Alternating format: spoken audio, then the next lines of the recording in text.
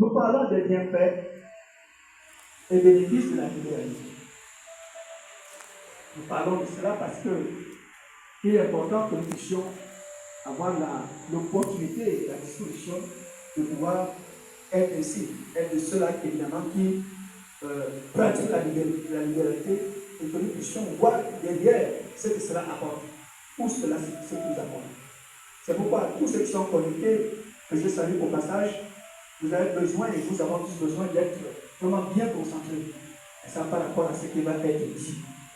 Parce que maintenant ça nous concerne. Hier nous avons initié ce programme avec les fondements de la libéralité. Et dans les fondements de la libéralité, nous avons compris que tout don parfait vient de Dieu. Toute grâce, tout ce qui est important vient du Seigneur. Et c'est important que nous puissions le réaliser. Que si j'ai quelque chose, si je suis quelque chose, c'est grâce à Dieu. Parce que tout appartient à Dieu, justement. Tout est à lui. Et tout ce qui est bon, tout ce qui est parfait, ça vient du Seigneur. C'est Dieu qui donne cela. C'est Dieu qui donne cela. Le sou de vie que tu as, c'est Dieu qui te donne. Tu n'as rien acheté pour avoir le sou de vie aujourd'hui. Il t'a donné le sou de vie. Et tu ne peux signer aucun chèque si tu n'es pas en vie.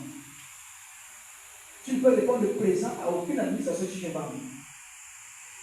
Tu ne peux pas être appelé maman si tu n'es pas en vie. Tu ne peux pas être papa appelé papa si tu n'es pas en vie. On ne te demandera pas si tu n'es pas en vie. Tu ne seras même pas ici si tu n'es pas en vie. Donc, il faut qu'on comprenne très bien et qu'on s'accorde sur les choses essentielles. Mais qu'on oublie très souvent. On regarde toujours à des choses de papa. Et voilà, c'est ce qui est plus grand. Mais on oublie ce qui, en fait, est standard et qui est essentiel. Le souffle de vie avant toute chose. Et si, n'est-ce pas, nous partons du postulat sur lequel, si je respire, c'est Dieu qui m'a donné le souffle de vie. Ce n'est pas un homme qui donne ça. Il n'y a pas un gouvernement qui donne cela. Il n'y a aucune autorité qui active quelque chose pour que tu respires. Aucun médecin fait ça. Personne ne fait. Le seul qui te permet d'être en vie, c'est Dieu. Amen. Tu comprends donc que si, évidemment, ce qui est plus important, ce qui est le plus important, est accordé par Dieu lui-même, sache que la déclinaison de tout le reste provient de lui. Qu'est-ce que tu peux avoir avant que tu sois en vie?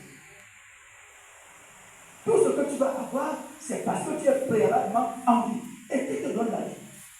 C'est Dieu. Dieu seul. Ce n'est pas le diable qui donne la vie, c'est Dieu qui donne la vie. Tu peux avoir tout l'argent du monde si Dieu dit que tu n'as dit, tu ne vis plus. Tu ne vas plus vivre. Et tu peux être malade comme tu es malade. Si tu as dit que je n'en ai pas le souffle de vie, tu seras encore là. Je parlais de ça à notre père médecin. Que quand tu quittes, n'est-ce pas, l'hôpital, tu peux laisser un patient, tous les plateaux, tous les tableaux, il est vert. Ça dit que tout va bien. Tu es sûr que tu vas le retrouver le lendemain. Mais après, tu es parti quelques heures après, on va t'appeler que là, c'est fini. Il n'est plus. Il n'est plus. Comment? Tout comme tu vas laisser quelqu'un tout le tableau rouge. Tu sais que dès que tu trouves le blanc, on va t'appeler que ah, c'est terminé. Mais tu es seulement étonné que non seulement tu n'appelles pas, tu reviens, tu trouves, il est là. Le lendemain, il est là. Le lendemain, une semaine, il est là. Et bientôt, il sort même de l'hôpital. Qui a fait ça? Mais c'est Dieu qui fait ça. Amen. C'est beaucoup de la crainte du Seigneur. C'est basique, mais c'est essentiel. C'est basique, mais c'est essentiel. Cette compréhension est non. Parce qu'elle nous rend humbles. Elle nous amène à comprendre que finalement, qu'est-ce que nous avons honnêtement par rapport à nous?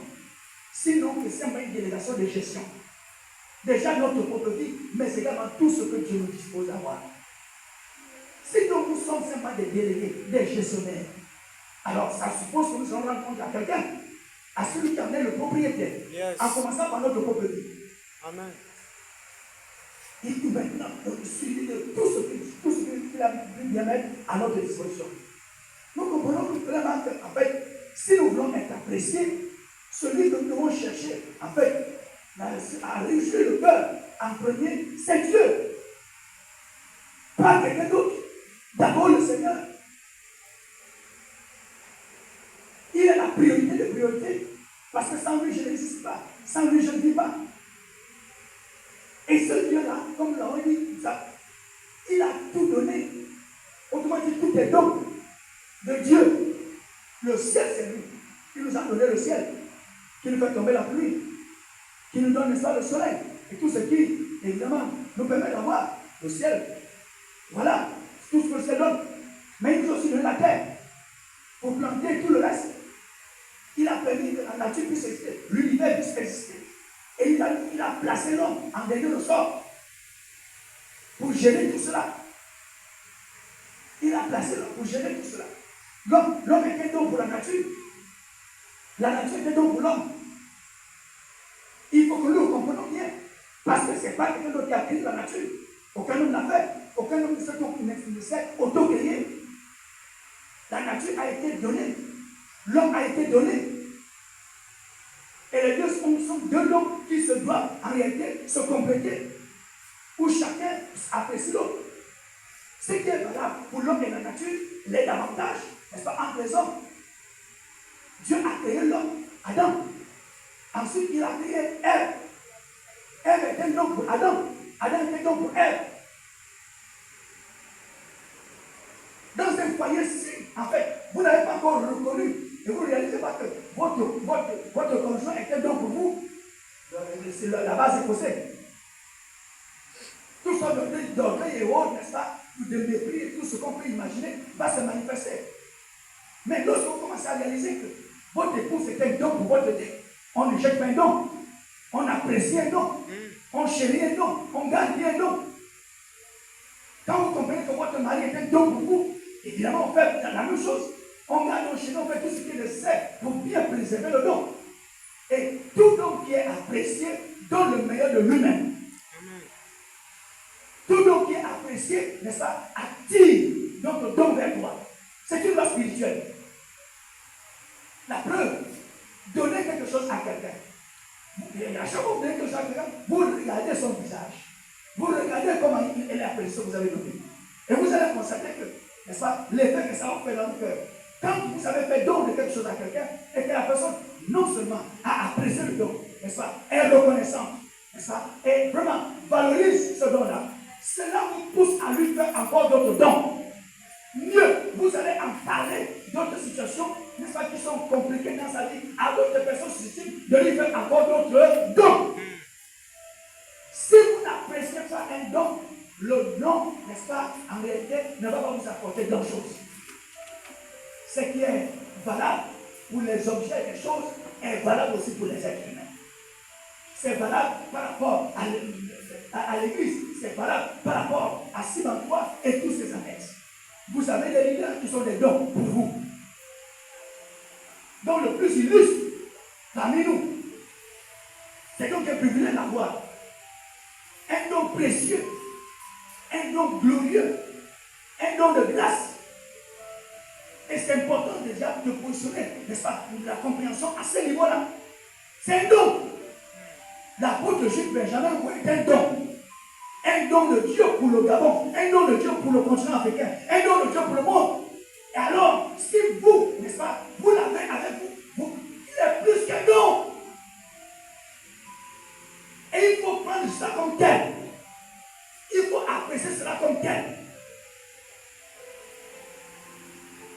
Maman Rosa Unimwa est un don. Un don pour vous.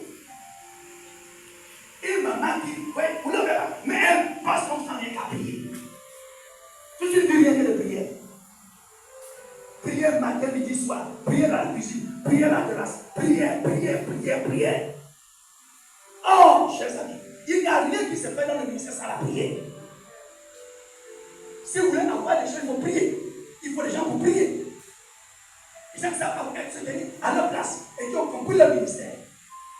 Et à ses côtés, vous avez des pasteurs. Pasteur Anissé, pasteur Ewa, et les autres pasteurs, et leurs épouses. Et tout ce beau monde qui travaille dans les années et autres.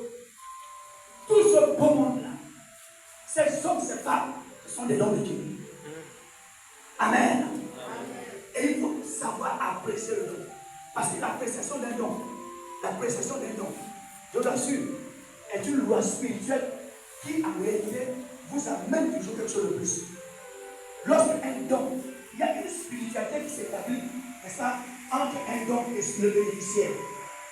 Il y a une spiritualité qui s'établit entre un don et son bénéficiaire. Que le don soit matériel, que le don soit personnalisé ou avec humain, peu importe. Le don, il y a une relation, n'est-ce pas, qui s'établit. Si vous appréciez, les portes s'ouvrent. Si vous appréciez, quelque chose de plus va se manifester. Si vous appréciez, mais si vous n'appréciez pas, si vous dépréciez, si vous ne considérez pas, mais rassurez-vous, quelqu'un d'autre va prendre. Il y a certains qui disent que quelqu'un laisse quelqu'un prendre. Quelqu'un m'entend ici? Oui? Quelqu'un laisse quelqu'un prendre. Donc si vous n'appréciez pas un don, d'autres vont l'apprécier. Et quand ils vont apprécier, vous allez perdre vous. Est-ce que quelqu'un m'entend ce soir? Alors, notre Dieu est celui, le premier, évidemment, qui a pu, dans un premier temps, il a montré l'exemple. Parce qu'effectivement, en matière, n'est-ce pas, de libéralité, il n'y a pas plus de libéralité, de libéral, n'est-ce pas, qui a pu faire des libertés pour ce Dieu lui-même. Quelqu'un m'entend dire encore ici? Dieu est champion de libéralité. Champion. À tout point de vue. Puisqu'il a fait des dons. Je viens de le démontrer. Tu n'as rien fait pour que Dieu fasse le ciel et la terre et te créer toi. Tu n'as rien fait pour que Dieu puisse, évidemment, te donner le souffle de vie. Tu n'as rien fait pour que Dieu puisse te donner les parents que tu as eu. Tu n'as rien fait pour que Dieu puisse te garder en vie jusqu'à présent. Tu n'as absolument rien fait.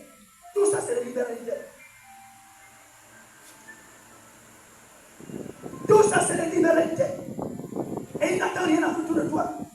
Quand je te donne le souffle de vie, et il donne la souffle de vie, non seulement aux bons, mais aussi aux méchants. Il fait tomber la pluie sur les bons et sur les méchants. Il fait du bien aux méchants et aux sorciers et tout le reste. Il fait tout ça. Il fait le bien à tout le monde. N'est-ce pas? Notre Dieu est champion en matière de libéralité. Il est notre modèle en matière de libéralité. Amen. C'est en cela donc le fondement de notre libéralité, c'est d'abord Dieu lui-même. C'est Dieu lui-même. Et pratiquer la libéralité revient donc, n'est-ce pas, à chercher à tendre à être comme le Seigneur lui-même. C'est épouser la mentalité de Dieu. C'est épouser le caractère de Dieu. C'est épouser la pensée de Dieu. C'est chercher à faire comme lui. Alors, si tous ensemble, nous comprenons cela et nous nous mettions effectivement à la donne pour chercher à faire comme lui ou aller auprès de lui, pour tirer de lui, n'est-ce pas, tout ce qu'il faut pour que nous puissions pratiquer la libéralité, alors c'est absolument nécessaire. Amen. Amen. Il est nécessaire que tu comprennes que pour pratiquer la libéralité, il faut que Dieu soit avec toi. Il est nécessaire que tu comprennes que pour pratiquer la liberté, il faut que tu puisses connaître le Seigneur. Il faut, n'est-ce pas, il est nécessaire que tu comprennes que pour pratiquer la liberté, ta relation avec le Seigneur doit être bonne. Tu dois pouvoir parler avec lui.